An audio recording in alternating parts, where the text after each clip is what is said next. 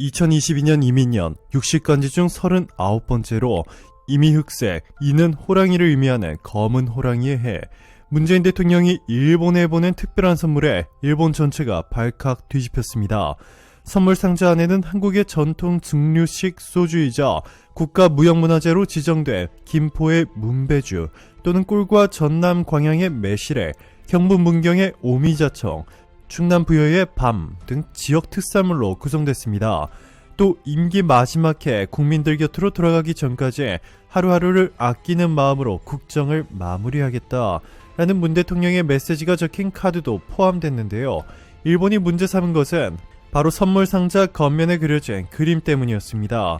문재인 대통령의 설 선물에 독도 그림이 그려져 있다는 트집을 잡아 주한 일본 대사관이 선물 수령을 거부한 것으로 밝혀졌습니다. 너무나 무례하죠. 20일 교도통신 등 일본 언론에 따르면 주한 일본 대사관은 청와대가 문 대통령과 김정숙 여사 명의로 아이보시 고이치 대사에게 보낸 설 선물 상자를 전날 그대로 반송했습니다. 반송 이유로는 선물 상자에 독도를 연상시키는 그림이 그려져 있다는 점을 들었다고 합니다. 일본 대사관은 이 선물을 돌려보내면서 한국 정부에 역사적 사실을 비춰봐도 국제법상으로도 일본 고유의 영토로 도저히 받아들일 수 없다라고 독도 영유권을 주장하고 항의한 것으로 알려졌습니다. 너무나 황당한데요. 선물 상자 겉면에는 섬을 배경으로 일출 장면이 그려져 있는데 일본 대사관은 이 섬이 독도를 연상시킨다고 주장하고 나선 것입니다. 앞서 하야시 요시마사 일본 외무상은 지난 17일 정기국회 외교연설을 통해 다케시마는 일본 고유 영토라고 억지 주장을 반복했습니다. 이에 한국 외교부는 대변인 성명을 통해 일본 정부는 역사적, 지리적, 국제법적으로 명백히 우리 고유 영토인 독도에 대한 부질없는 주장과 시도를 즉각 중단하라 라며 부당한 독도 영유권 주장을 즉각 철회하라고 촉구했습니다. 문 대통령의 설 선물 선택에 한국 네티즌들은 좋은 선물이었다, 통쾌하다, 역시 문 대통령 등 탁월한 선택에 대한 극찬이 쏟아졌습니다.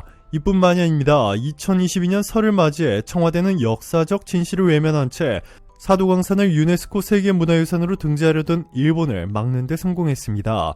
한국 정부가 유네스코에 사도광산은 일본이 일제강점기 조선인을 강제 동원한 현장이다 라며 강력히 항의했고, 유네스코가 한국의 손을 들어주어 일본을 막아설 가능성이 사실상 확정됐다고 전문가들은 말하고 있습니다. 이에 결국 일본은 사도광산을 유네스코 세계문화유산에 등재하는 것을 포기한 것으로 알려졌는데요. 기시다 내각이 선거를 앞두고 있었기에 일본 보수층 지지자들의 표를 얻기 위해 매우 중요한 프로젝트가 실패한 것입니다. 이렇게 일본의 중요한 계획이 무산되자 일본은 한국에 막말을 퍼붓기 시작했는데요.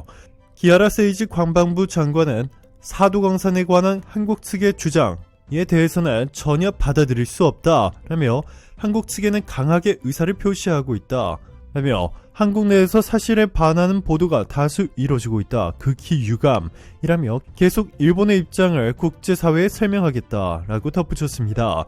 심지어 한국 언론들이 한국에서 일본에 대한 거짓 뉴스를 퍼뜨리고 있다는 위험한 발언까지 했는데요.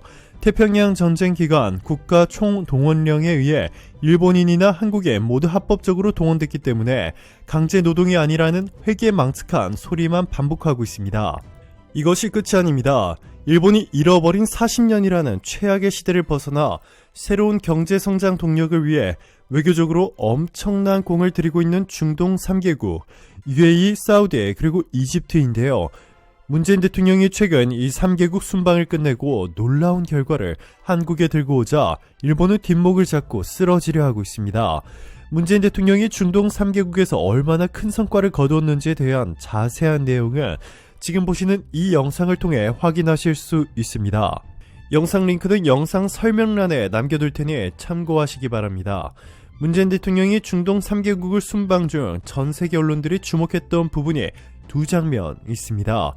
첫 번째가 바로 사우디 수도 리야드의 리츠칼튼 호텔에서 열린 한 사우디 스마트 혁신 성장 포럼에 문재인 대통령이 앉자 행사가 시작됐지만 압두라지즈 빈살만 에너지부 장관은 도착하지 않았고, 행사가 시작된 이후에서야 뒤늦게 자리에 앉은 뒤에 문재인 대통령의 어떠한 사과의 말도 하지 않았습니다. 외국 정상이 참석한 행사에 주요 장관이 지각하는 것은 도무지 상상조차 할 수 없는 외교상 결례인데요.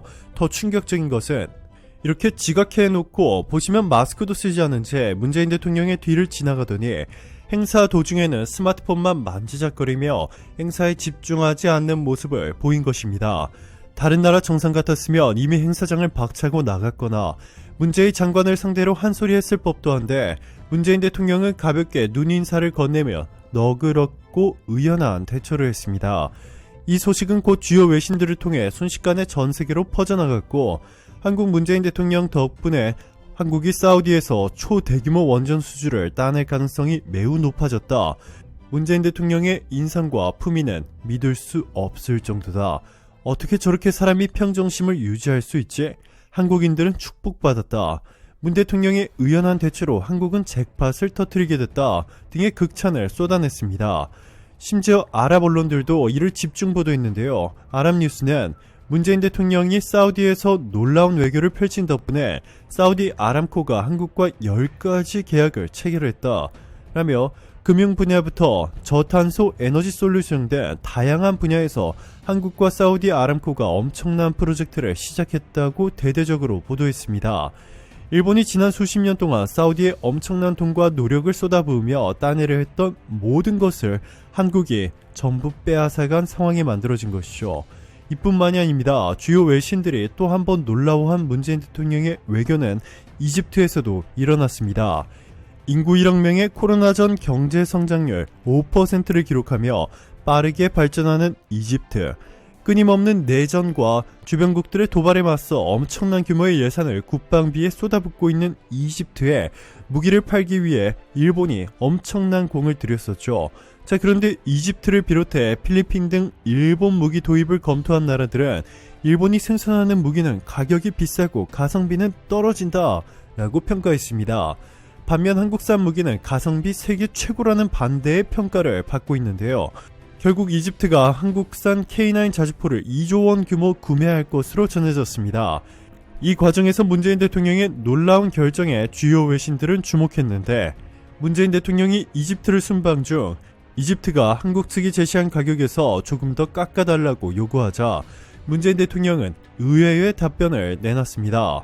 문재인 대통령은 한국 측 협상 실무자인 강 청장에 순방 기간에 성과를 내려고 무리하게 협상에 임하지 말고 건전하게 협상에 임하라 라며 이미 최고의 성능에 최고의 가성비를 갖춘 한국산 무기를 시장에서 가격을 깎아주듯 할 필요 없다며 자신감을 내비쳤습니다.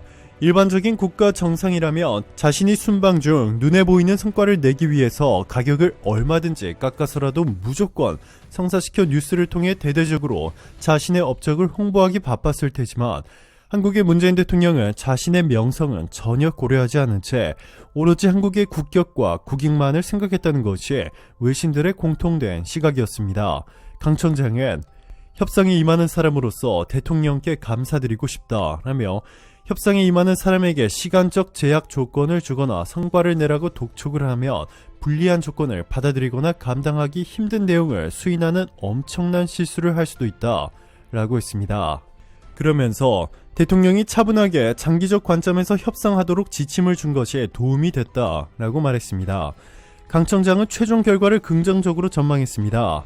그는 가격, 기술 이전, 현지 생산, 이집트에 제공하는 차관 등을 두고 협상을 진행하는데 구체적인 내용을 밝히기는 어렵다면서도 지난 1년간 합의한 것보다 어제 합의에 이른 것이 많다라고 전했습니다.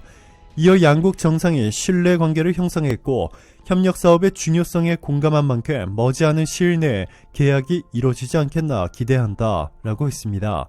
네, 그렇습니다. 한국산 K9과 비슷한 가격대에서는 절대로 더 좋거나 심지어 비슷한 성능조차 찾을 수가 없기 때문에 한국이 절대 가격을 깎아주지 않아도 이집트는 한국을 선택할 수밖에 없는 상황이고 결국 사실상 확정됐다는 것이 전문가들의 공통된 생각입니다.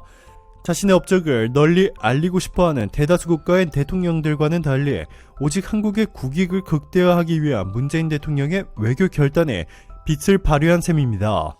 여기에 더해 문재인 대통령이 이집트를 방문한 덕분에 현지에서 메트로 3호선 차량 256량을 수주한 데 이어 추가 수주가 전망되고 있습니다. 이곳은 중동 및 아프리카를 통틀어 최대 규모의 중경정비 차량 기지인데요. 계약 물량 256량 중 무려 176량을 한국에서 생산하기 때문에 한국 경제에도 엄청난 도움이 되고 있습니다.